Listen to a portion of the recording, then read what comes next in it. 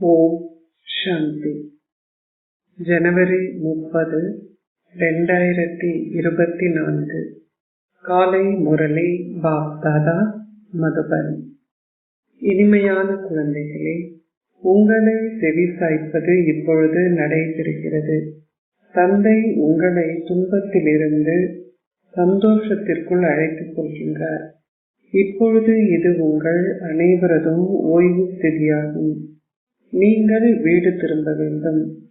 கேள்வி: குழந்தைகளாக்கி நீங்கள் ஒவ்வொருவரும் யோக யுக்தாக இருப்பதற்கும் ஸ்ரீமத்தை பின்பற்றுவதற்கும் ஏன் மீண்டும் மீண்டும் கட்டளைகளை பெறுகின்றீர்கள்? பதில்: ஏனெனில் இறுதி விநாசத்தின் காட்சிகள் இப்பொழுது உங்கள் முன்னிலையில் வர உள்ளன. மில்லியன் கணக்கான மக்கள் மரணிப்பார்கள். இயற்கை அனர்த்தங்கள் இடம்பெறும். இக்காட்சிகள் அனைத்தையும் பார்க்கும் நேரத்தில் உங்கள் ஸ்திதி நிலையானதாக இருப்பதற்கும், வேடனுக்கு கொண்டாட்டம் இறைக்கு திண்டாட்டம் என்பதை அனுபவம் செய்வதற்கும் நீங்கள் யோகயுக்தாக இருப்பது அவசியமாகும்.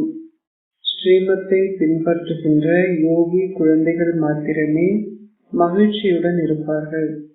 தாங்கள் தங்களுடைய பழைய சரீரங்களை நீக்கிவிட்டு தங்களின் இனிய வீட்டிற்கு மீண்டும் செல்ல வேண்டும் என்பது அவர்களது புத்தியில் நிலைத்திருக்கும். ஓம் சாந்தி. ஆன்மீக தந்தை இங்கு இருந்தவாறு இதயபூர்வமாக ஆத்மாக்களாகிய உங்களுடன் உரையாடி ஆத்மாக்களாகிய உங்களுடன் பேசுகின்றார்.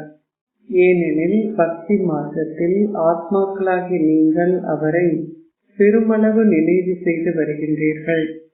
அனைவரும் ஒரே ஒரு அன்பிற்கினியவரின் காதலிகள். அன்பிற்கினியவரான சிவ் பாபாவின் ரூபங்கள் உருவாக்கப்பட்டிருக்கின்றன.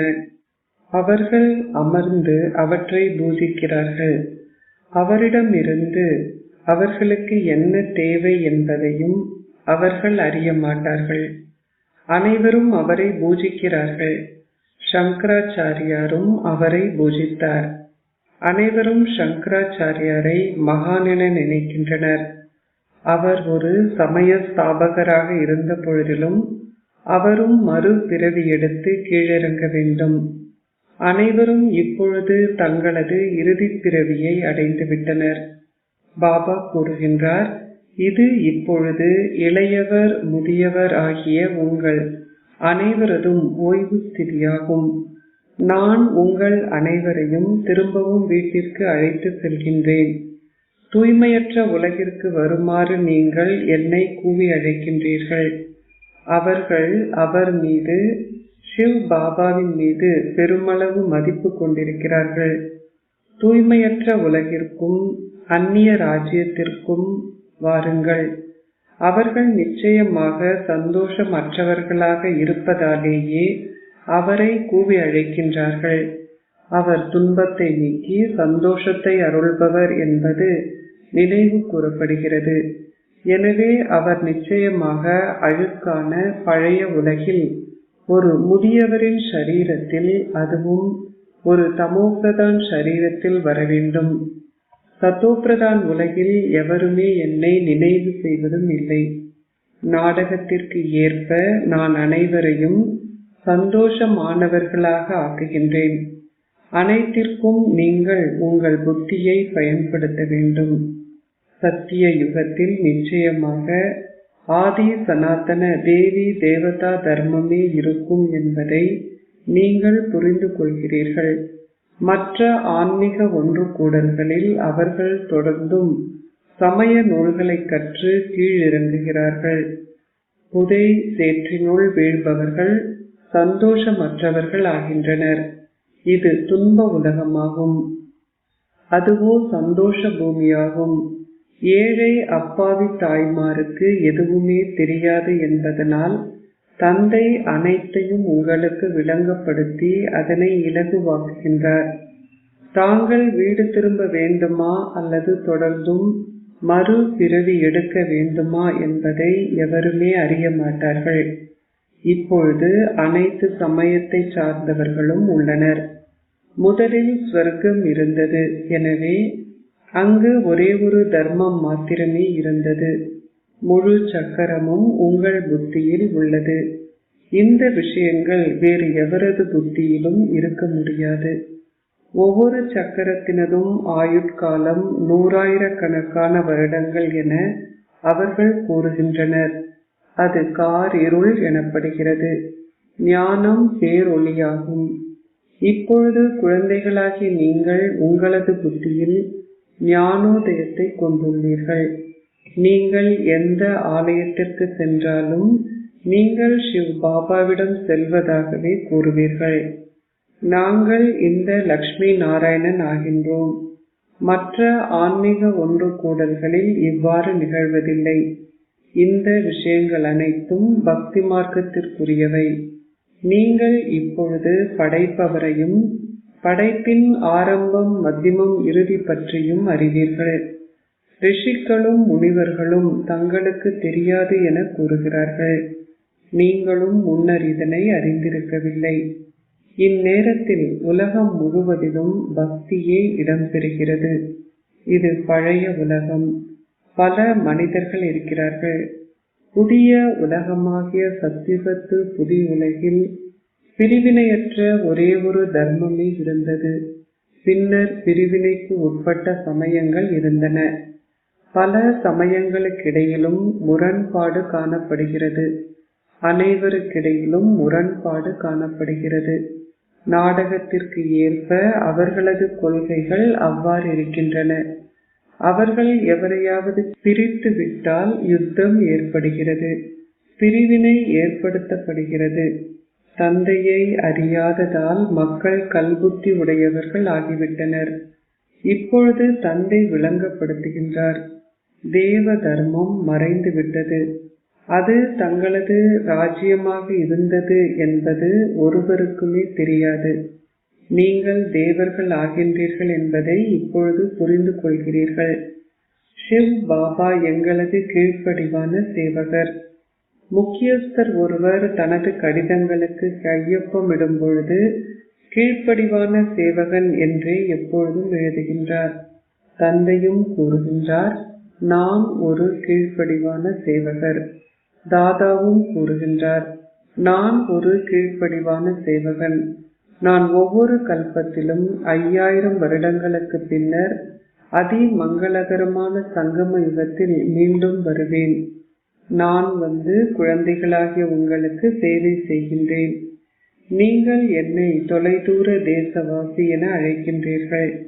இதன் அர்த்தத்தை எவருமே அறிய மாட்டார்கள். அவர்கள் சமய நூல்கள் பலவற்றையும் கற்கிறார்கள். ஆயினும் அவர்கள் அவற்றின் அர்த்தத்தை புரிந்து கொள்வதில்லை. தந்தை வந்து வேதங்கள் சமய நூல்கள் அனைத்தினதும் சாராம்சத்தை உங்களுக்கு கூறுகின்றார். இந்நேரத்தில் இது ராவண ராஜ்யம் என்பதை குழந்தைகளாகிய நீங்கள் அறிவீர்கள். மக்கள் தொடர்ந்தும் தூய்மையற்றவர்களாக ஆகின்றனர். இந்நாடகமும் அவ்வாறே உருவாக்கப்பட்டிருக்கிறது. அவர் குழந்தைகளாகிய உங்களை ஆழ் நரகத்திலிருந்து விடுவித்து ஸ்வர்க்கத்திற்கு அழைத்து செல்கின்றார். அது அல்லாவின் பூந்தோட்டம் எனப்படுகிறது. இது முக்காடாகும். ஆனால் சத்யுகமோ பூந்தோட்டமாகும். நீங்கள் அங்கே சதா சந்தோஷமானவர்களாக இருப்பீர்கள். நீங்கள் என்றென்றும் ஆரோக்கியமானவர்களாகவும் என்றென்றும் செல்வந்தர்களாகவும் ஆகின்றீர்கள். அரை கல்பத்திற்கு சந்தோஷமும் மற்ற அரை கல்பத்திற்கு துன்பமும் உள்ளன. சக்கரம் தொடர்ந்தும் சுழல்கிறது. அதற்கு முடிவே இல்லை. அனைவரிலும் அதி மகத்தான தந்தை வந்து அனைவரையும் அமைதி தாமத்திற்கும் சந்தோஷ தாமத்திற்கும் அழைத்து செல்கின்றார். நீங்கள் சந்தோஷ தாமத்திற்கு செல்லும் பொழுது மற்ற அனைவரும் அமைதி தாமத்தில் இருக்கின்றார்கள். அரை கல்பத்திற்கு சந்தோஷமும் அரை கல்பத்திற்கு துன்பமும் நிலவுகின்றன. அதிலும் பெரும் பகுதி சந்தோஷமானதாகவே இருக்கிறது. அது அரைக்கு அரைவாசியாக இருக்குமாயின் அதில் என்ன சுவை இருக்கும்? பக்தி மார்க்கத்திலும் நீங்கள் மிகவும் செல்வந்தர்களாகவே இருந்தீர்கள். நீங்கள் எந்த அளவிற்கு செல்வந்தர்களாக இருந்தீர்கள் என்பதை இப்பொழுது நினைவு செய்கிறீர்கள்.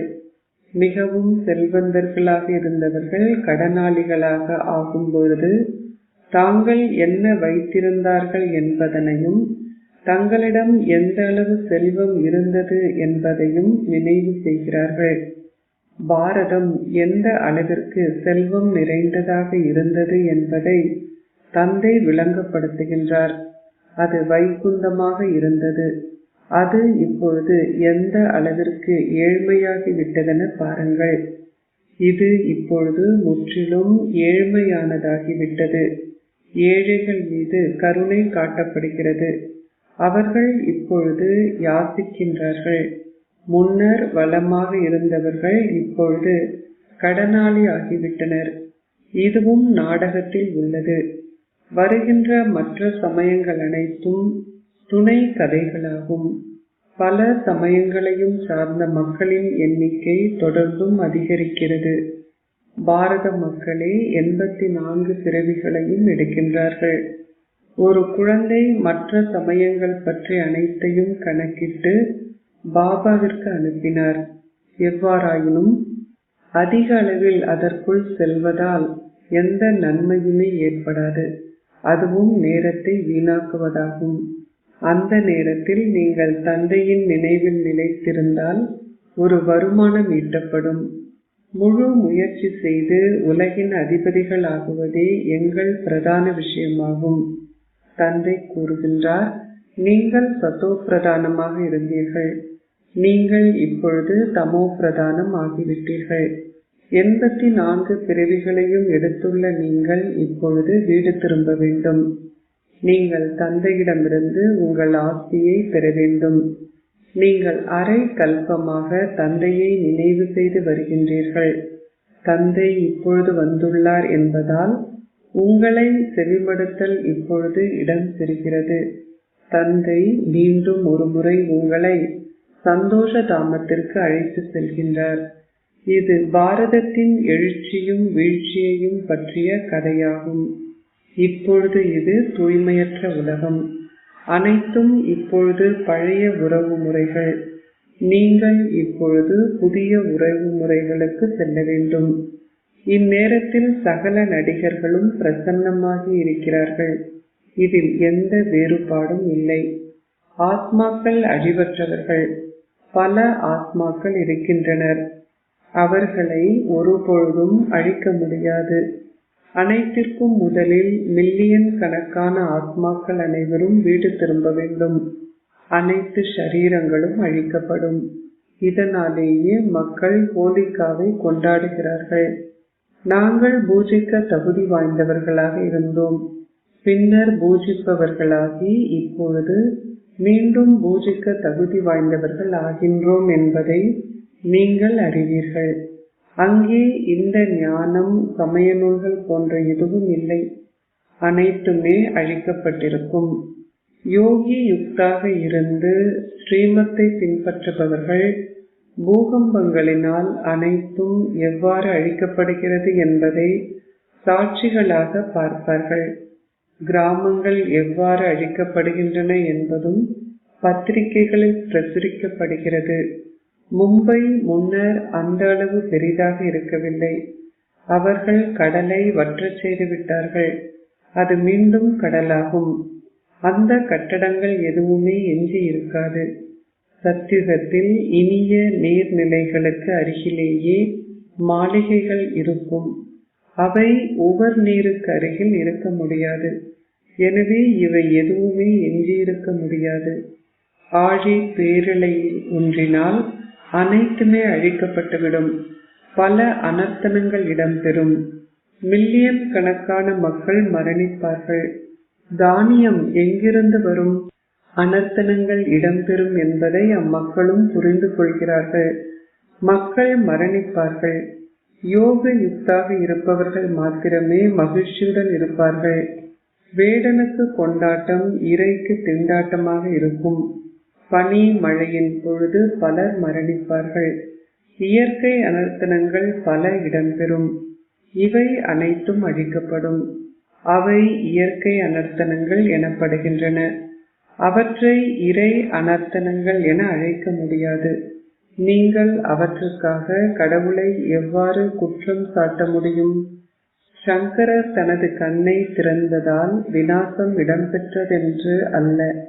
அக்கதைகள் அனைத்தும் பக்தி மார்க்கத்திற்குரியவை. ஏவுகணைகளும் சமய நூல்களில் குறிப்பிடப்பட்டிருக்கின்றன. அவர்கள் அந்த ஏவுகணைகள் மூலம் அனைத்தையும் அழித்து விடுவார்கள் என்பதை நீங்கள் அறிவீர்கள்.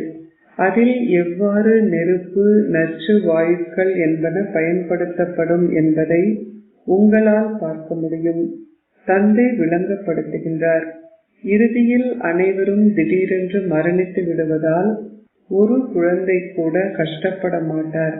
எனவே அவர்கள் இயற்கை அனர்த்தனங்கள் மூலமாக விரைவாக மரணித்து விடுவார்கள். இவை அனைத்தும் ஏற்கனவே நிச்சயிக்கப்பட்ட நாடகத்தில் உள்ளது. ஆத்மாக்கள் அழிவற்றவர்கள். அவர்கள் ஒரு பொழுதுமே அழிக்கப்படுவதோ சிறிதாக அல்லது பெரிதாக ஆகுவதோ இல்லை. அனைத்து சரீரங்களும் இங்கேயே அழிக்கப்படும். ஆத்மாக்கள் அனைவரும் இனிய வீட்டிற்கு செல்வார்கள். தந்தை ஒவ்வொரு கல்பத்திலும் சங்கம யுகத்தில் வருகின்றார். நீங்களும் அந்த அதி மங்களகரமான சங்கம யுகத்தில் அதி மேலானவர்கள் ஆகின்றீர்கள். உண்மையில் சிவ் பாபாவை மாத்திரமே ஸ்ரீ ஸ்ரீ என அழைக்க முடியும். தேவர்கள் ஸ்ரீ என்று மட்டுமே அழைக்கப்படுகிறார்கள். இந்நாட்களில் அவர்கள் தொடர்ந்தும் அனைவரையும் ஸ்ரீ என அழைக்கின்றனர். அவர்கள் கூறுகிறார்கள், ஸ்ரீமதி இன்னார் இன்னார், ஸ்ரீ இன்னார் இன்னார்.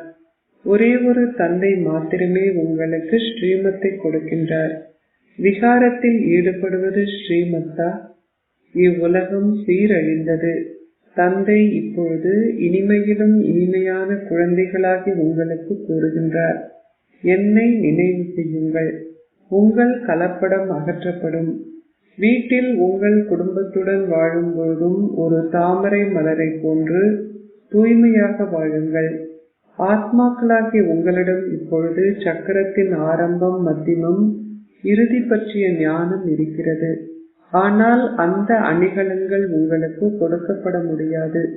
இன்று நீங்கள் சுயதர்ஷன சக்கரதாரிகள் என்பதை புரிந்து கொள்கின்றீர்கள். ஆனால் நாளையே மாயை உங்களை அறைந்ததும் இந்த ஞானம் முழுவதும் பறந்துவிடும். இதனாலேயே பிராமணர்களாகிய உங்களின் மாலை உருவாக்கப்பட முடியாது. மாயை உங்களை அறைந்து உங்களில் பலரை விடச் செய்வதால் மாலை எவ்வாறு உருவாக்கப்பட முடியும்? சகுனங்கள் தொடர்ந்தும் மாற்றமடைகின்றன. ருத்ர மாலை சிறந்ததாகும். விஷ்ணு மாலையும் இருக்கிறது. ஆனால் பிராமணர்களின் மாலை இருக்க முடியாது. குழந்தைகளான உங்களுக்கு வழிகாட்டல்கள் கொடுக்கப்படுகின்றன. உங்கள் ஷரீரங்களையும் ஷரீர சமயங்கள் அனைத்தையும் துறந்து சதா என்னை மாத்திரம் நினைவு செய்யுங்கள். தந்தை அஷரீரியானவர். அவருக்கென சொந்தமாக ஒரு ஷரீரம் இல்லை. அவர் ஓய்வு பெறும் வயதான 60 வயதிலே உள்ள இவரில் வர வேண்டும். ஒருவரது ஓய்வு ஸ்திதியிலேயே குருமார்கள் ஏற்றுக்கொள்ளப்படுகின்றனர். நானே சத்குரு, ஆனால் நான் மறைமுகமானவர். அம்மக்கள் பக்தி மார்க்கத்து குருமார்கள். நானோ ஞான மார்க்கத்தை சார்ந்தவர். பிரஜாபிதா பிரம்மாவிற்கு எவ்வாறு பல குழந்தைகள் இருக்கிறார்கள் என பாருங்கள். உங்கள் புத்தி எல்லைக்கு உட்பட்டதிலிருந்து நீங்கி எல்லையற்றதற்குள் செல்கிறது. மக்கள் முக்திக்கு சென்று பின்னர் ஜீவன் முக்தியை அடைகிறார்கள். நீங்களே முதலில் செல்கின்றீர்கள். மற்றோர் பின்னர் செல்கின்றார்கள். நீங்கள் ஒவ்வொருவரும் முதலில் சந்தோஷத்தை அனுபவம் செய்து பின்னர் துன்பத்தை அனுபவம் செய்ய வேண்டும். இது உலக நாடகம். இதனாலேயே ஓ கடவுளே, இது உங்கள் தெய்வீக விளையாட்டு என கூறப்படுகிறது. உங்கள் புத்தி உச்சி முதல் அடிவரை தொடர்ந்தும் சுற்றி வருகிறது. நீங்கள் பாதையை காட்டுகின்ற கலங்கரை விளக்கங்கள். நீங்கள் தந்தையின் குழந்தைகள். தந்தை கூறுகின்றார், என்னை நினைவு செய்யுங்கள். நீங்கள் தமோ பிரதானிலிருந்து சத்தோ பிரதானம் ஆகுவீர்கள். புகை வண்டிகளில் நீங்கள் விளங்கப்படுத்தலாம். எல்லையற்ற தந்தையே சொர்க்கத்தை படைப்பவர். பாரதத்தில் சொர்க்கம் இருந்தது. தந்தை பாரதத்திற்கே வருகின்றார். அவர்கள் பாரதத்தில் சிவனின் பிறந்த தினத்தை கொண்டாடுகிறார்கள். ஆனால் அது எப்பொழுது என்பதை யாரும் அறிய மாட்டார்கள். அவர்களுக்கு நேரமோ அல்லது தேதியோ தெரியாது. ஏனெனில் அவர் ஒரு கர்ப்பப்பை மூலம் பிறப்பெடுப்பதில்லை. தந்தை கூறுகின்றார், உங்களை ஆத்மாக்களாக கருதுங்கள். நீங்கள் இங்கே ஷரீரமற்றவர்களாகவே வந்தீர்கள். நீங்கள் தூய்மையாக இருந்தீர்கள். இப்பொழுது நீங்கள் ஷரீரமற்றவர்களாகவே திரும்பி செல்ல வேண்டும். சதா தொடர்ந்தும் என்னை மாத்திரம் நினைவு செய்யுங்கள். உங்கள் பாவங்கள் அகற்றப்படும். அச்சா, இனிமையிலும் இனிமையான அன்பிற்குரிய, எப்பொழுதோ காணாமல் சென்று இப்பொழுது கண்டெடுக்கப்பட்டிருக்கும் குழந்தைகளுக்கு உங்கள் தந்தை தாயாக இருக்கும் பாப் தாதாவின் அன்பு நினைவுகளும் காலை வந்தனங்களும். ஆன்மீக தந்தை ஆன்மீக குழந்தைகளுக்கு நமஸ்தே கூறுகின்றார். ஆன்மீக குழந்தைகள் ஆன்மீக தந்தைக்கு நமஸ்தே கூறுகின்றோம். தாரணைக்குரிய சாரம் 1. கலங்கரை விளக்கமாகி அனைவருக்கும் பாதையை காட்டுங்கள். உங்கள் புத்தியை எல்லைக்கு உட்பட்டதிலிருந்து அகற்றி எல்லையற்றதில் வைத்திருங்கள். சுயதர்ஷன சக்கரத்தை சுழற்றுபவர் ஆகுங்கள். 2. நீங்கள் இப்பொழுது வீடு திரும்ப வேண்டும். எனவே உங்கள் ஓய்வு ஸ்திதியில் சத்தோப்பிரதானம் ஆவதற்கு முயற்சி செய்யுங்கள். உங்கள் நேரத்தை வீணாக்காதீர்கள். ஆசீர்வாதம். நீங்கள் பிறருடன் உறவு முறையையும் தொடர்பையும் கொண்டிருக்கும் பொழுது ஒரு வைரமாக இருந்து வைரங்களை மட்டுமே பார்ப்பதனால் ஒரு மாசற்ற வைரம் ஆகுவீர்களாக. பாப் தாதாவின் ஸ்ரீமத் ஒரு வைரமாக இருந்து வைரத்தை பாருங்கள். ஆத்மாக்கள் நிலக்கரி போன்றிருந்து தமோ பிரதானமாக இருந்ததாலும் அந்த ஆத்மாக்களின் மீது உங்கள் திருஷ்டி விழுந்தவுடன் அவர்களின் தூய்மையின்மை குறைவடைய வேண்டும். நீங்கள் எத்தனை பேருடன் தொடர்பில் வந்தாலும் அமிர்த வேளையிலிருந்து இரவு நேரம் வரை அவர்களுடன் உறவு முறையிலும் தொடர்பிலும் வரும்பொழுது ஒரு வைரமாக இருந்து தொடர்ந்தும் வைரங்களை பாருங்கள். வைரமாகிய உங்களில் எந்த தடை அல்லது சுபாவம் காரணமாக மாசு எதுவும் இல்லாதிருக்கட்டும். பல்வேறு வகையான சூழ்நிலைகளின் தடைகள் இருந்தாலும் அவற்றினால் நீங்கள் பாதிக்கப்படாமல் இருக்கும் வகையில் மிகவும் சக்திசாலிகளாக இருங்கள். ஸ்லோகம். தங்கள் மனதையும் புத்தியையும் சதா மும்முரமாக வைத்திருப்பவர்களே கீழ்ப்படிவானவர்கள். ஓம் சாந்தி. அவ்யக்த மௌனத்தின் மூலம் லேசாகவும் ஒளியாகவும் உள்ள தேவதை ஸ்திதியை அனுபவம் செய்யுங்கள். விண்கலத்தில் இருப்பவர்கள் மேலே உயரத்தில் இருப்பதால் அவர்களால் பூகோளத்தை, அதாவது உலகம் முழுவதையும் புகைப்படம் எடுக்க முடிவதை போன்று அவ்வாறே மௌன சக்தியினால் உங்கள் மனம் என்ற விண்கலத்தின் மூலமாக நன்னடத்தை உடைய மேன்மையான ஆத்மாக்கள் ஆகுங்கள் என்ற தூண்டுதல்களை மற்ற ஆத்மாக்களுக்கு வழங்குங்கள். அகநோக்கு என்ற குகையினுள் அமர்ந்திருந்து ஆழமான மௌனத்தை அனுபவம் செய்யுங்கள். இந்த அனுபவம் உங்களை ஓர் ஒளியான லேசான தேவதைகள் ஆக்கும். ஓம் சாந்தி.